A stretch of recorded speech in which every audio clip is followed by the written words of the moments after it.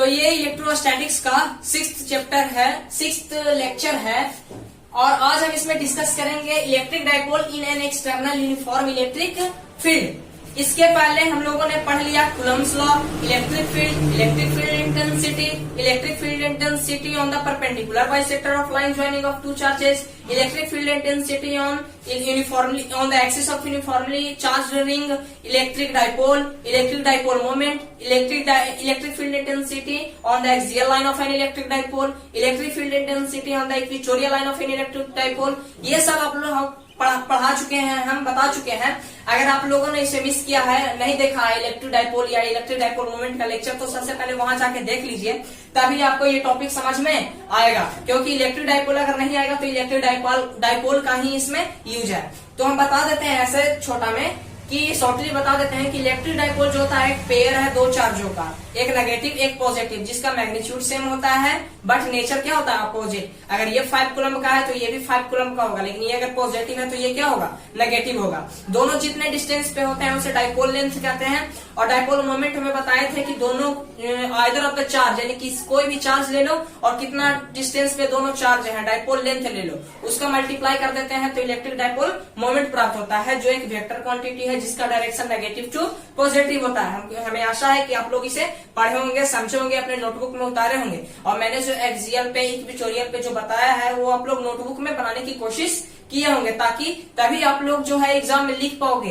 Physics का ऐसा concept है जिसको आपको लगेगा कि हम लोग देख चुके हैं, देख लिए हैं, हमें पढ़ लिए हैं, क्लासरूम में हमें पढ़ा दिया गया है, तो हमारे दिमाग में सेटअप हो गया। लेकिन वह सेटअप नहीं होता है जब तक कि आप प्रयास नहीं करते हो। आप कितना भी पढ़ लो लेकिन अपने से बनाने की कोशिश नहीं करते हो तो आप मेन टाइम पे भूल जाओगे, आप एग्जाम टाइम पे भूल जाओगे। ऐसा मैंने अनुभव किया है, ठीक है। तो मैं आप लोगों को रिकमेंड करूंगा कि किसी भी फिजिक्स के हर एक टॉपिक को, जो 5 मार्क्स का है, 2 मार्क्स का है, जितना भी प्रूव करने वाला है, उसको आप अपने मन से कॉपी में 3-4 बार बनाने की कोशिश किया कीजिए फ्री टाइम में। हर एक वीक में एक दिन ऐसा निकालिए, आप अपने समय ऐसा निकालिए जिसमें आप जो है पिछला जो आपने पढ़ा है फिजिक्स का कॉन्सेप्ट, मैथ का कॉन्सेप्ट जो प्रूव करने वाला है, वो आप लोग प्रूव करके देखिए खुद से, तभी आप लोग बना पाओगे, ठीक है। तो electric dipole in an external uniform electric field आज हम लोगों को पढ़ना है। इससे पहले हम पूछना चाहेंगे कि यूनिफॉर्म इलेक्ट्रिक फील्ड कहते हैं किसको है। तो यूनिफॉर्म इलेक्ट्रिक फील्ड कहते हैं उसी को है जिसका स्ट्रेंथ एंड डायरेक्शन क्या होता है, सेम होता है। जैसे अगर हम ड्रॉ करते हैं तो ये मेरा यूनिफॉर्म इलेक्ट्रिक फील्ड है, ये मेरा क्या है, यूनिफॉर्म इलेक्ट्रिक फील्ड है। ये है मेरा यूनिफॉर्म इलेक्ट्रिक फील्ड जिसका स्ट्रेंथ और डायरेक्शन क्या है, सेम है, ठीक है। तो वैसा electric field, an electric field which has same strength and direction is known as uniform electric field. और एक होता है non uniform electric field, an electric field which has different strength and direction is known as non uniform electric field. तो हम definition लिखा देते हैं कि an electric field which has same strength means ताकत, strength and direction known as uniform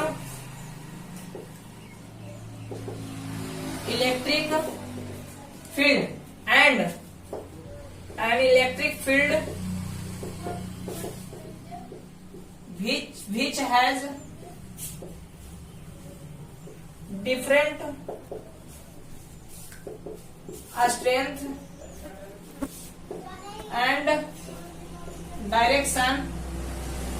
different strength and direction known as non-uniform electric field. As a definition, an electric field which has the same strength and direction known as uniform electric field and an electric field which has different strength and direction known as non-uniform electric field, ठीक है। आप लोगों ने 11 में uniform और non uniform के बारे में पढ़ा होगा, तो हम इस पे चर्चा नहीं करते हैं। यूनिफॉर्म इस सिंपल जो समान दिखे, ठीक है, जिसका स्ट्रेंथ सेम, जिसका डायरेक्शन सेम। जैसे ये माइनस एक्स एक्सिस की तरफ है, डायरेक्शन सेम है इसका, तो ये यूनिफॉर्म इलेक्ट्रिक फील्ड हो गया। अभी हम नॉन यूनिफॉर्म इलेक्ट्रिक फील्ड पर चर्चा नहीं करेंगे, मेन हम लोग को पढ़ना है यूनिफॉर्म इलेक्ट्रिक फील्ड के बारे में पढ़ना है। तो देखिए इसको हम इरेज करना चाहेंगे। आप लोग थोड़ा वीडियो को पॉज करके इसको उतारने की कोशिश कीजिएगा और क्या बोलते हैं, इसको उतारिएगा और समझने की कोशिश कीजिएगा। अभी हम थोड़ा सा बड़ा फिगर पढ़ना है क्योंकि हमको समझाने की अच्छे से कोशिश करनी है, इसलिए हम बड़ा फिगर पढ़ते हैं। इसे उतारने की कोशिश कीजिएगा, जिससे इसे हम बड़ा कर देते हैं, इस फिगर को हम बड़ा कर देते हैं ताकि आप लोगों को समझ में अच्छे से आए।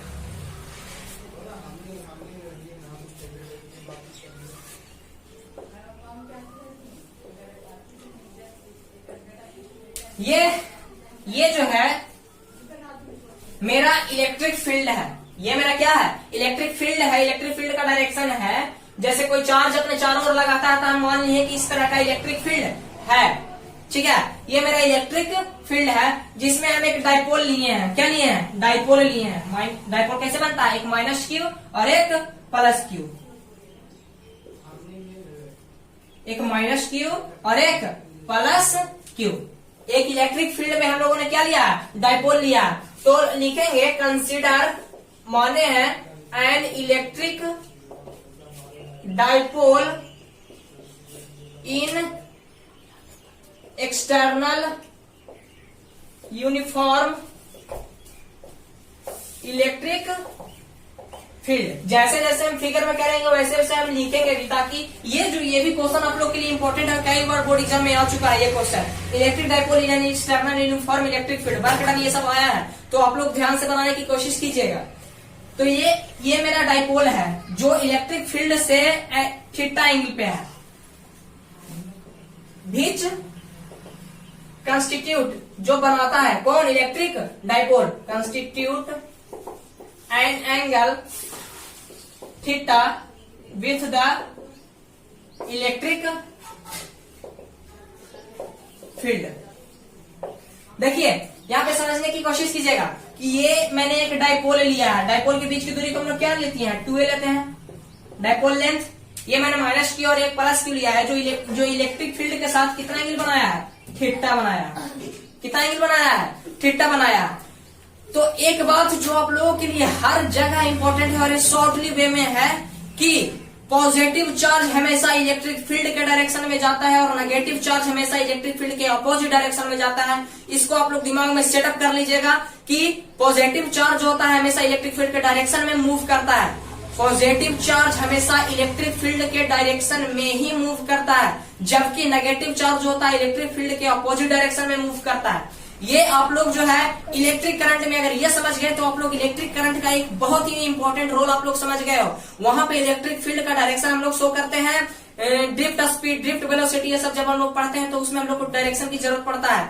तो याद रखिएगा कि पॉजिटिव चार्ज हमेशा इलेक्ट्रिक फील्ड के डायरेक्शन में जाता है और नेगेटिव चार्ज इलेक्ट्रिक फील्ड के अपोजिट डायरेक्शन में जाता है। तो ये पॉजिटिव चार्ज पे क्या लगेगा? फोर्स लगेगा, क्योंकि हम लोग पढ़े हैं E is equal to F by Q.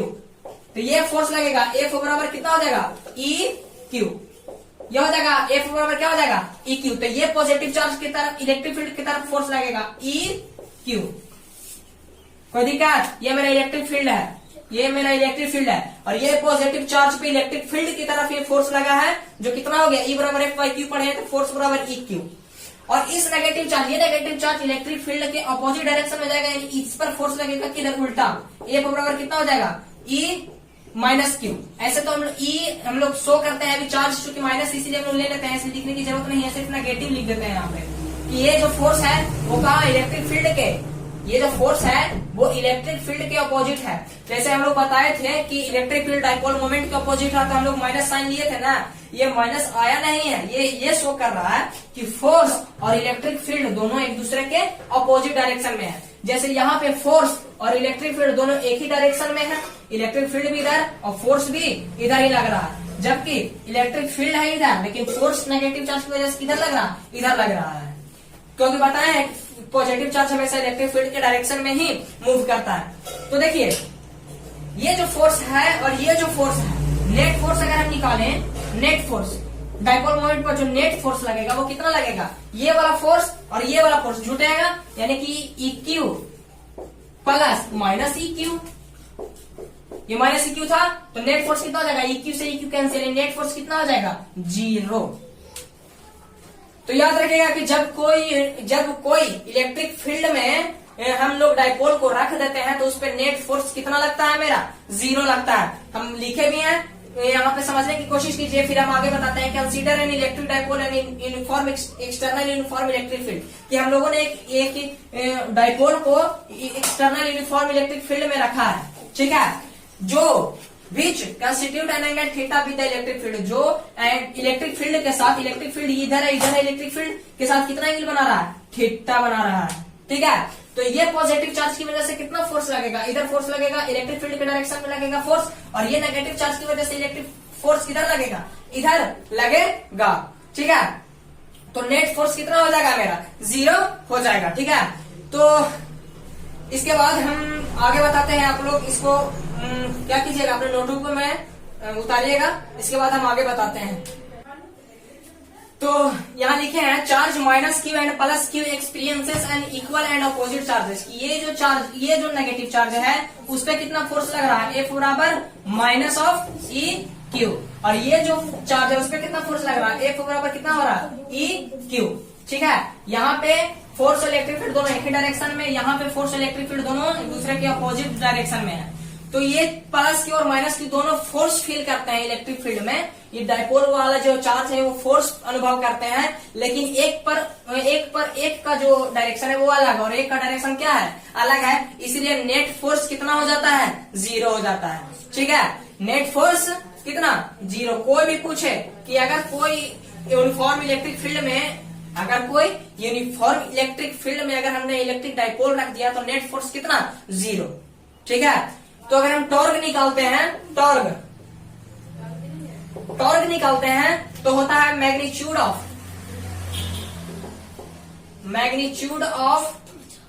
Either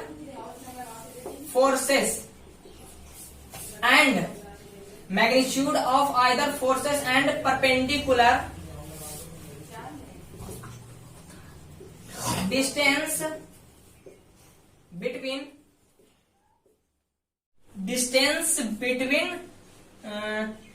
two forces. Torque को हम लोग ऐसे डिफाइन करते हैं, magnitude of either force and perpendicular distance between two forces. Perpendicular distance between ये फोर्स और ये फोर्स के बीच का जो परपेंडिकुलर डिस्टेंस है, उसको प्रोडक्ट जो होता है वही होता है टॉर्क। टॉर्क को याद रखिएगा, फोर्स ले लेंगे और दोनों फोर्स के बीच का परपेंडिकुलर डिस्टेंस ले लेंगे, ठीक है। दोनों फोर्स के बीच का परपेंडिकुलर डिस्टेंस इंटू एक कोई फोर्स, ठीक है, मैग्नीट्यूड, ठीक है। तो हम लोग टॉर्क निकालते हैं। जैसे देखिए, टॉर्क को हम लोग लिख सकते हैं, टॉर्क बराबर ये मेरा क्या हो जाएगा, परपेंडिकुलर डिस्टेंस हो जाएगा, यहाँ पे 90 डिग्री, ये मेरा परपेंडिकुलर डिस्टेंस हो जाएगा। ये क्या है, थीटा। तो मैग्नीट्यूड कितना हो जाएगा एक फोर्स का, इक्यू इंटू फोर्स इंटू इक्यू इंटू ये वाला परपेंडिकुलर डिस्टेंस हमको ये वाला निकालना है ना, तो साइन थीटा बराबर लगाते हैं, साइन थीटा बराबर लगाएंगे, साइन थीटा बराबर लंब, ये हो जाएगा लंब, इसको नाम देते हैं ए, इसको नाम देते हैं बी, इसको नाम देते हैं सी। लंब यानी ए सी बाई कर्ण, तो 90 डिग्री के सामने वाला कर्ण होता है, तो ये कितना हो जाएगा, ए बी। तो हमको एसी निकालना है ना, तो एसी बराबर हो जाएगा ए बी कितना है, A B 2a sine theta. तो इक्यू यानी फोर्स और परपेंडिकुलर डिस्टेंस मेरा एसी है, एसी बराबर कितना निकला, 2a साइन थीटा। अब देखिए टॉर्क बराबर ये Q इंटू 2a, कुछ याद आया, Q कोई चार्ज और दोनों के बीच का दूरी, Q इंटू 2a, चार्ज और दोनों के बीच का दूरी क्या होता है, डाइपोल मोमेंट होता है। Q इंटू 2a को लिख सकते हैं P E साइन थीटा। अब देखिए हम लोग को पता है, अगर किसी का दो वेक्टर का, ये भी डाइपोल मोमेंट दोनों वेक्टर क्वांटिटी है, इलेक्ट्रिक फील्ड भी वेक्टर क्वांटिटी है। दो वेक्टर का जब हम लोग क्रॉस लेते हैं तो हम लोग साइन थीटा लिखते हैं, और जब दो वेक्टर का हम लोग डॉट लिखते हैं तो हम लोग कॉस थीटा लेते हैं। जैसे vector A dot vector B कितना होता है, ए बी कॉस थीटा, और vector A cross vector B बराबर होता है ए बी साइन थीटा। तो इस टर्म में लिखा हुआ है पीई साइन थीटा के टर्म में, ए बी साइन थीटा के टर्म में, तो हम इसको लिख सकते हैं ए क्रॉस बी, यानी टॉर्क बराबर कितना हो जाएगा मेरा, टॉर्क बराबर हो जाएगा P क्रॉस E, जिसको हम लोग तोड़ के लिखते हैं क्रॉस में जब रहता है तो ए बी साइन थीटा यानी PE साइन थीटा। तो PE जब ऐसा है तो ऐसा लिख सकते हैं, तो क्या ऐसा रहेगा तो ऐसा नहीं लिख सकते हैं, तो PE साइन थीटा को हम लोग लिख लिए P क्रॉस E। ठीक है, तो ये मेरा हो गया टॉर्क। अगर कोई पूछे कि अगर कोई डाइपोल जो होता है इलेक्ट्रिक फील्ड में रखा हुआ है तो उस पर नेट फोर्स 0 और डाइपोल होता है P क्रॉस E यानी PE साइन थीटा। ठीक है, तो टॉर्क अगर बोलना रहेगा, टॉर्क रहेगा तो टॉर्क पूछेगा तो क्या बताएंगे, टॉर्क जो होता है प्रोडक्ट मतलब गुणनफल किसका, तो किसी भी फोर्स का प्रोडक्ट, किसका फोर्स का, product of magnitude of either force and दोनों फोर्स के बीच का परपेंडिकुलर डिस्टेंस, ये मेरा परपेंडिकुलर डिस्टेंस है। तो टॉर्क बेसिक समझ जाइए कि कोई भी फोर्स ले लीजिए और दोनों फोर्सों के बीच के परपेंडिकुलर डिस्टेंस को जब हम लोग मल्टीप्लाई कर देते हैं तो हम लोगों को क्या मिलता है, टॉर्क मिलता है।